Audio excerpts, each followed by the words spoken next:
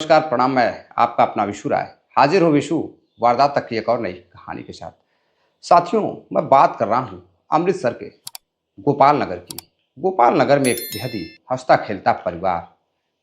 चारों तरफ घर में खुशियां ही खुशियां थी। कमी सिर्फ थी तो सिर्फ एक बहू की। अब परिवार के लोग एक बेहद खूबसूरत बहू ढूंढते हैं। बहू का नाम रहता है नवदीप कौर। और नवदीप कौर बेहद ही खूबसूरत लड़की, पढ़ी लिखी तेज तर्रार लड़की। अब उस लड़के की शादी नवदीप कौर की अपने परिवार में प्रिंस से करवा देते हैं। प्रिंस से जब उसकी शादी हो जाती है साथियों, दोनों काफ़ी खुश रहते हैं। कई महीनों तक सब कुछ अच्छा चल रहा था। लेकिन इधर नवदीप कौर ज्योतिष सीखना चाहती थी। वो फ़ोन पर बैठकर हमेशा ज्योतिष शास्त्र के बारे में पढ़ा करती थी, किताबों को पढ़ा करती थी।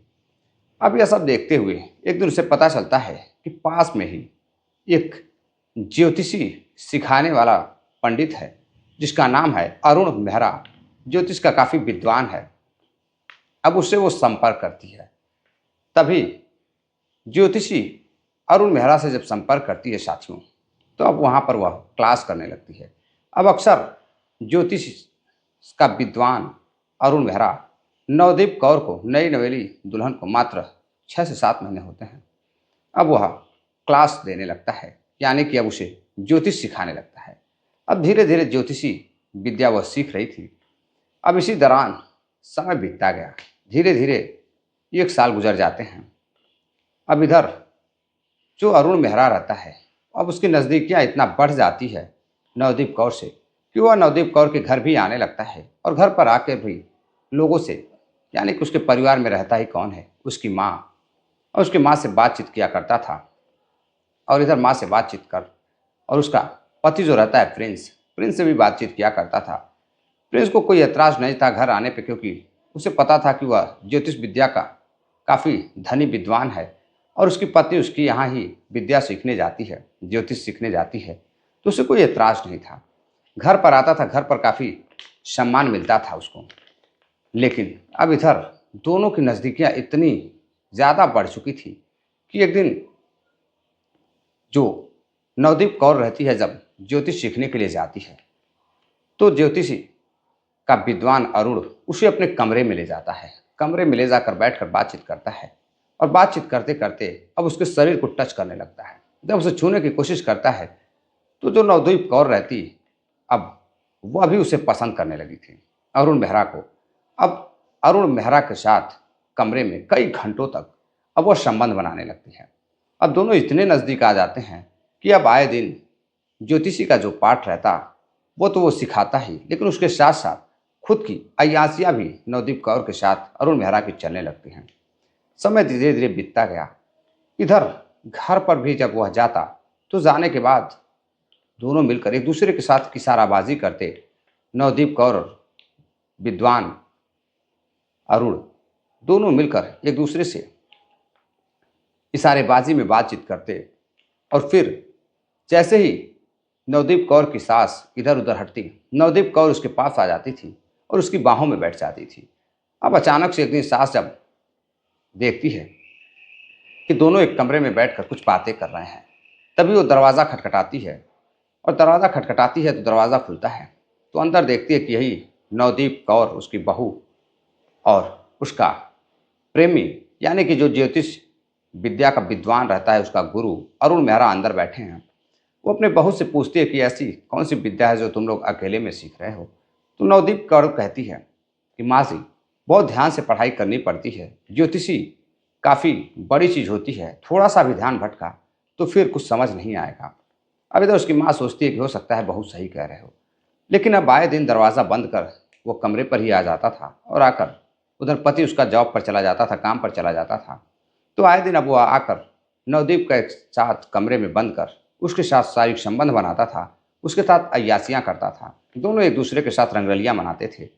लेकिन इधर एक दिन उसकी सास छुप कर देखती है, शक करने लगती है, बातें सुनती है। तो दोनों की जब बातें सुनती है तो उसका शक बढ़ने लगता है।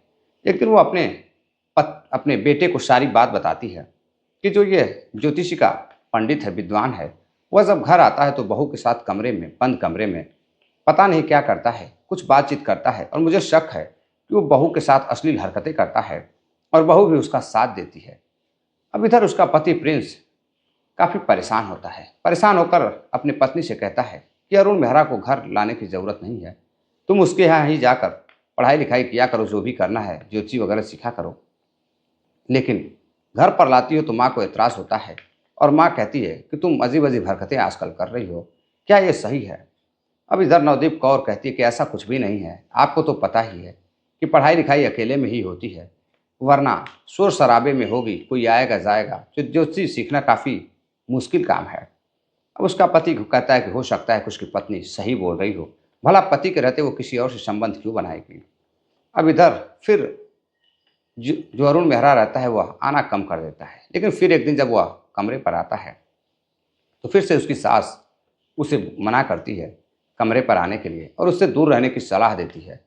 अब बहू को यह बात बुरी लगने लगती है। अब इधर वह फिर से अपने बेटे को यह बात बताती है। तब प्रिंस को सुनता है कि उसकी माँ फिर इल्ज़ाम लगा रही है अपनी ही बहू पर, तो हो सकता है कि शायद वो सही कह रही हो।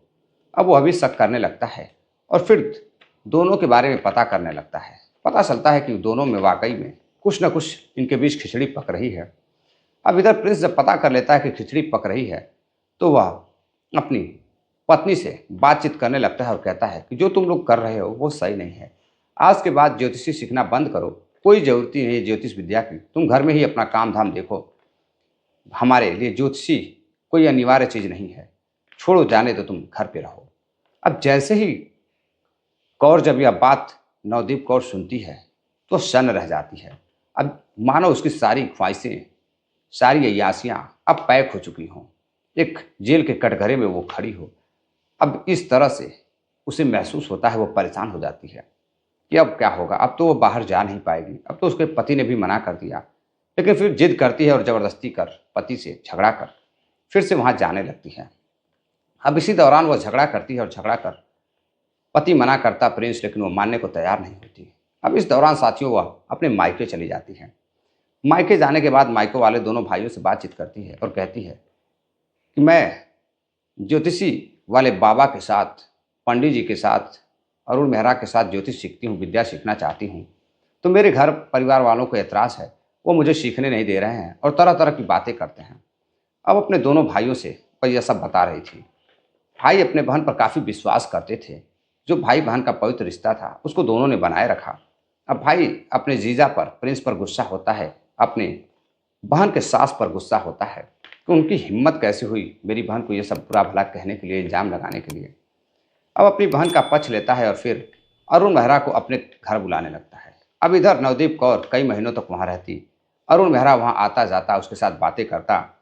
अब मायके में भी अरुण मेहरा इस तरह से पैठ बना लेता है कि जैसे मानो कोई घर का लड़का आता जाता है।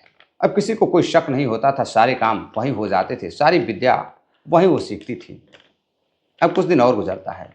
इधर प्रिंस फ़ोन करता है और नवदीप कौर को घर आने के लिए कहता है। फिर उसके भाई वगैरह माता पिता मनाते हैं तो नवदीप कौर घर जाने के लिए तैयार हो जाती है। साथियों घर जाती है और घर जाने के बाद अब बातचीत शुरू होती है। अब इधर नवदीप कौर फिर से अपने प्रेमी, अपने आशिक को घर बुलाने लगती है और घर बुलाकर उसके साथ संबंध बनाने लगती है। इधर एक दिन सास फिर देख लेती है दोनों को आपत्तिजनक स्थिति में, तो अपने बेटे से कहती है कि बेटा, मैंने रंगे हाथ दोनों को देखा है। दोनों एक दूसरे के साथ बिना कपड़ों के लिपटे हुए थे। मैंने खिड़कियों से देखा है, झरोखों से देखा है। अब इधर फिर प्रिंस अपनी माँ को समझाने की कोशिश करता है कि जाने दो माँ, ऐसा कुछ नहीं है, तुम झूठ मूठ में इल्ज़ाम लगाती रहती हो, तुम अपने काम पर ध्यान दिया करो। मेरी पत्नी मैं भी अच्छी तरह से जानता हूँ कि वो क्या करती है। लेकिन फिर एक दिन जब दोनों कमरे में थे, बातें कर रहे थे, तभी प्रिंस आ जाता है और आने के बाद जब दोनों की बातें छुप कर सुनता है तो साथियों वो भी परेशान हो जाता है। परेशान होने के बाद अरुण मेहरा को घर से भगा देता है और अपनी पत्नी को डांट फटकार लगाता है। दोनों के बीच काफ़ी जम के झगड़े होते हैं। अब इधर अगले दिन उसका भाई आता है और भाई आने के बाद रुकता है और फिर चला जाता है। अब कई दिन गुजर जाते हैं। तारीख आ जाती है 26 जुलाई साल 2024। अब अचानक से उसके पति की हालत इतनी बिगड़ जाती है, तबीयत खराब हो जाती है कि सभी लोग परेशान हो जाते हैं। अब उसकी पत्नी आसपास के लोगों को बुलाती है, लोग हॉस्पिटल लेकर जाते हैं। तब तक पता चलता है कि उसकी सासू माँ की भी हालत खराब है। अब उसको भी लोग लेकर हॉस्पिटल जाते। सासू माँ का इलाज चलता प्रिंस की माँ का। वो तो बच जाती है, लेकिन प्रिंस की मौके पर ही मौत हो जाती है। अब डॉक्टर बताते हैं कि इसे स्लो पॉइजन दिया जा रहा था। स्लो पॉइजन की वजह से ही इसकी मौत हुई है, इसके शरीर में पॉइजन है। अब इधर पुलिस को शक होता है। उसके रिश्तेदार जुटते हैं प्रिंस के, तो पुलिस को बताते हैं क्या मामला हत्या का है। शायद उसका किसी ने कत्ल करने की कोशिश की और नायाब तरीका, अनूठा तरीका अपनाया है। अब उधर उसकी पत्नी से पूछताछ करने जब पुलिस जाती है तो पता चलता है कि उसकी पत्नी कहीं फरार है, घर पर तो है ही नहीं। अब पुलिस पूरे मामले को समझ जाती है कि कहीं ना कहीं इस खेल में उसकी पत्नी का ही हाथ है। साथियों, अब पुलिस जांच पड़ताल कर पोस्टमार्टम जब होता है, रिपोर्ट आती है तो पता चलता है कि इसे जहर दिया गया था और वही जहर उसकी माँ को भी दिया गया था। लेकिन माँ में के जहर में मात्रा में थोड़ी कमी थी और इसके मात्रा अधिक थी, इसलिए प्रिंस की मौके पर ही मौत हो गई।